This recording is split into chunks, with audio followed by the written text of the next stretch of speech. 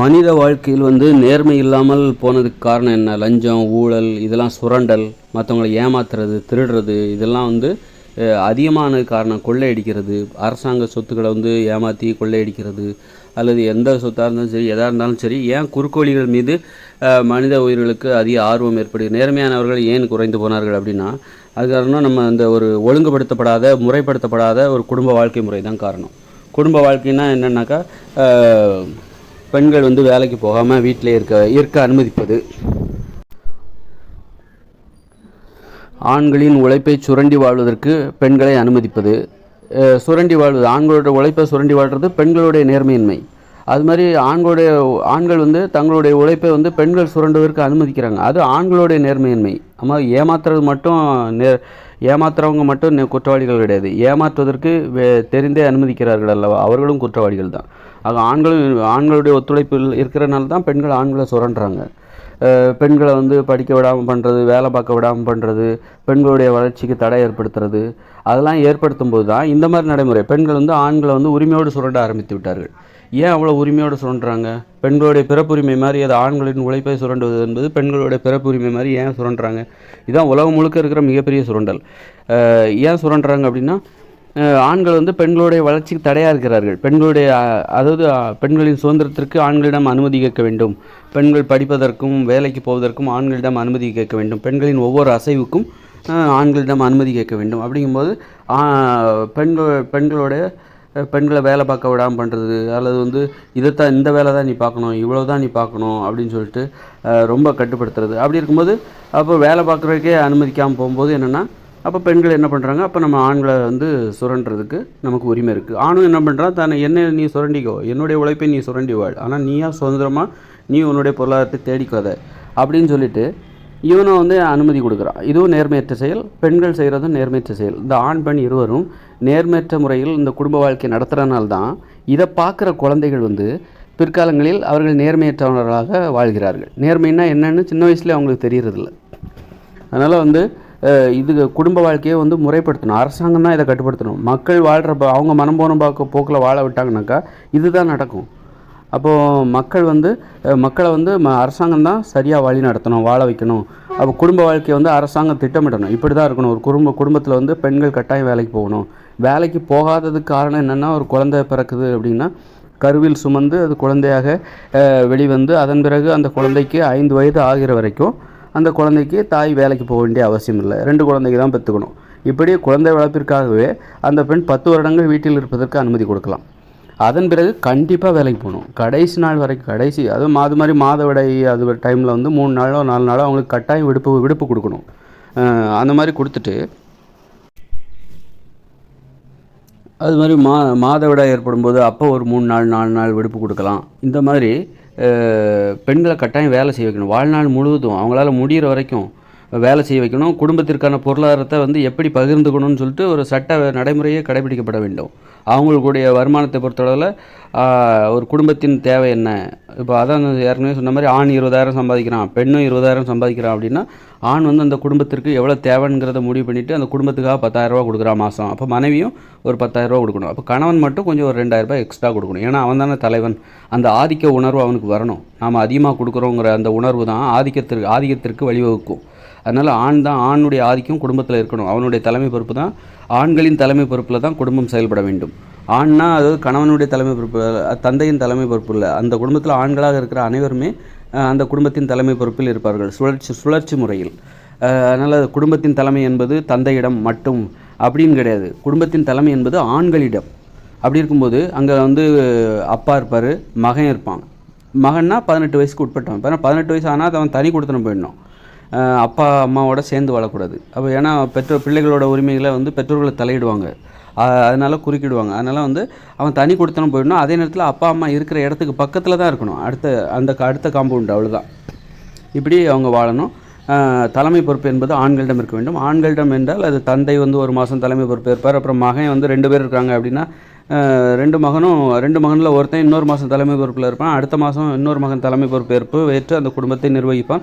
அப்புறம் பழையபடி அந்த அப்பா குடும்பத்தின் தலைமை பொறுப்பு வருவாங்க. இப்படி ஆண்கள் சுழற்சி முறையில் தலைமை பொறுப்பு இருக்க வேண்டும்.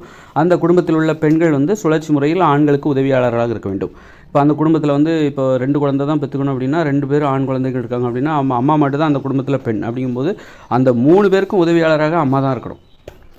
அந்த 3 பேரும் சுழற்சி முறையில், அந்த 3 பேர்னா யார்? அப்பா, 2 பசங்க, 2 ஆண் குழந்தைகள். அவங்க 3 பேரும் வந்து சுழற்சி முறையில் தலைமை பொறுப்பு ஏற்கும் பொழுது அவர்கள் சுழற்சி முறையில் தலைமை பொறுப்பு மாறி மாறி வருவார்கள். ஆனால் உதவியாளராக இருக்கக்கூடிய அந்த அம்மாங்கிறவங்க வந்து அவங்க வந்து எப்போதுமே வந்து 3 பேருக்கும் உதவியாளராக இருப்பாங்க. இப்போ அல்லது வந்து ஒரு குடும்பத்தில் அப்பா, மகன், அப்புறம் வந்து ஒரு மகள் இருக்கிறாங்க, அப்புறம் அம்மா இருக்கிறாங்கன்னு வச்சுக்கோங்களேன். அப்போ அப்பாவும் மகனும் ஒரு மாதம் சுழற்சி முறையில் இந்த மாதம் வந்து அப்பா இருந்தாருன்னா அடுத்த மாதம் மகன் இருப்பான், தலைமை பொறுப்பு இருப்பான் அந்த குடும்பத்துக்கு. அப்படி இருக்கும்போது அப்போது அப்பாவுக்கு உதவியாளராக அம்மா இருப்பாங்க அல்லது மகள் இருப்பாள். அது மாதிரி அடுத்த மாதம் அப்பா தனது பதவியை வந்து விட்டுட்டு போகும்போது அடுத்து மகன் வருவான், மகன் தலைமை பொறுப்பு இருப்பான். மகனுக்கு உதவியாளராக அம்மா இருப்பாங்க, இல்லைனா வந்து அவனுடைய தங்கையோ அல்லது அக்காவோ இருப்பாள். அது மாதிரி பெண்கள் வந்து உதவியாளராக இருக்கணும். இதுதான் குடும்பத்தின் தலைமை பொறுப்பை ஏற்கின்ற நடைமுறை. அப்படி இருக்கும்போது இதெல்லாம் வந்து இது போன்ற நடைமுறைகளை சட்ட நடைமுறைகளாக மாற்ற வேண்டும். அதுபோன்று குடும்பத்திற்கு தேவையான பொருளாதாரத்தை வந்து பகிர்ந்துக்கணும், சரியாக பகிர்ந்துக்கணும். ஆதிக்கம் செலுத்துபவர்கள் ஆண்கள் என்பதால் தலைமை பொறுப்பு ஏற்கிறவர்கள் ஆண்கள் என்பதால் தலைமை பொறுப்பு ஏற்கிறவர்கள் வந்து கூடுதலாக ஒரு 2000 ரூபா குடும்பத்துக்காக கொடுக்கணும். உதவியாளர்களாக இருப்பவர்கள் 2000 ரூபா குறைச்சி கொடுத்தா போதும். இப்படி தான் வந்து அந்த பணத்திலேருந்து தான் வந்து அந்த குடும்பத்திற்கான செலவை வந்து நிர்ணயிக்கணும். இதுதான் நேர்மையான நடைமுறை. அது போக வந்து ஒரு மனைவிக்காக நீ தங்க நகை எடுத்து கொடுக்கறது, பட்டுச்சேலை எடுத்து கொடுக்கறது அப்படின்னு சொல்லிட்டு விலை உயர்ந்த அன்பளிப்புகளை கொடுக்கறது தடை செய்யப்பட வேண்டும். ஒரு அன்பளிப்பு கொடுப்பதற்கும் ஒரு வரையறை வச்சுருக்கணும். ஒரு 200 ரூபாய்க்குள்ளே தான் நீ அன்பளிப்பு கொடுக்கலாம், அல்லது ஒரு 200 ரூபாய்க்குள்ளே தான். அதுக்கு மேலே நீ வந்து அல்லது 100 ரூபாய்க்கு அன்பளிப்புன்னு சொல்ல போனால் அது 100 ரூபாய்க்குள்ளே தான் இருக்கணும். அதுக்கு மேலே நீ வந்து அன்பளிப்புங்கிற பேரில் உன் மனைவிக்கு நீ எதையுமே வாங்கி கொடுக்கக்கூடாது. அந்த மாதிரி அல்லது ஒரு மாதத்தில் இவ்வளவு தான் 100 ரூபாய்க்கோ அல்லது 200 ரூபாய்க்கு தான் நீ அன்பளிப்பு கொடுக்கலாம். அதுக்கு மேலே நீ மனைவிக்கு வந்து அன்பளிப்பாக நீ எதையுமே செலவு பண்ணக்கூடாது. அந்த மாதிரிலாம் வந்து ஒரு நேர்மையான நடைமுறைகளை குடும்ப அமைப்புக்காக நாம் உருவாக்கி அதை சட்ட நடைமுறையாக மக்களுக்கு பின்பற்ற செய்ய வேண்டும். விழிப்புணர்வு ஏற்படுத்தியிருக்கணும். அரசாங்கத்துக்கு இப்படி நிறைய கடமைகள் இருக்குது. அரசாங்கத்துக்கு இந்த மாதிரி நிறைய கடமைகளை செய்யாமலேயே அவங்க வந்து மக்களுடைய வாழ்க்கையை கெடுக்கிற மாதிரி தான் அவங்க எல்லாத்தையும் செஞ்சிட்ருக்காங்க.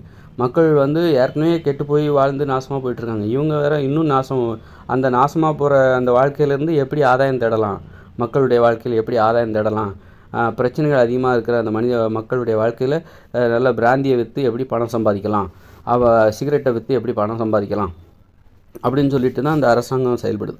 அரசாங்கத்துக்கு என்ன பொறுப்புன்னே தெரில. அந்த மாதிரி இதெல்லாம் நடந்தால் மட்டும்தான், இப்படி ஒரு நடைமுறை இருந்தால் மட்டும்தான் நான் சொல்கிற மாதிரி குடும்பத்தின் பொருளாதாரத்தை ஆண் பெண்ணும் சமமாக பகிர்ந்துக்கணும்.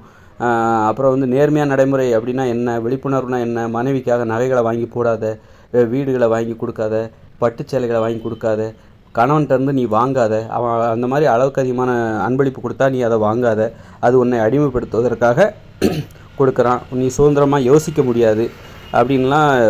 அப்படி அந்த பெண்கள் வந்து ஒரு நேர்மையாக இருக்கணும், அவங்களுக்கு ஒரு கொள்கை இருக்கணும். அந்த கொள்கையை விட்டுட்டு அவங்க வாழ்ந்துட்டுருக்காங்க. இதெல்லாத்தையும் பார்க்குற பிள்ளைகள் தான் பிற்காலங்களில் என்ன பண்ணுறாங்கனாக்கா, அம்மா எப்படி அப்பாவை சுரண்டி வாழ்கிறாங்களோ, சுரண்டுவதற்கு அப்பா எப்படி அம்மாவை அனுமதிக்கிறார், இதெல்லாம் பார்க்குறாங்கல்ல இந்த குழந்தைங்க. அப்போ பிற்காலங்களில் அவங்களும் என்ன பண்ணுறாங்க, தாங்கள் செய்கிற வேலையில் வந்து மற்றவங்கள சுரண்டுறது, ஏமாத்துறது, திருடுறது, கொள்ளையடிக்கிறது, இந்த மாதிரியான பதுக்கிறது, இந்த மாதிரியான வேலைகள் எல்லாத்தையும் அவங்க பெற்றவங்ககிட்டேருந்து கற்றுக்குறாங்க.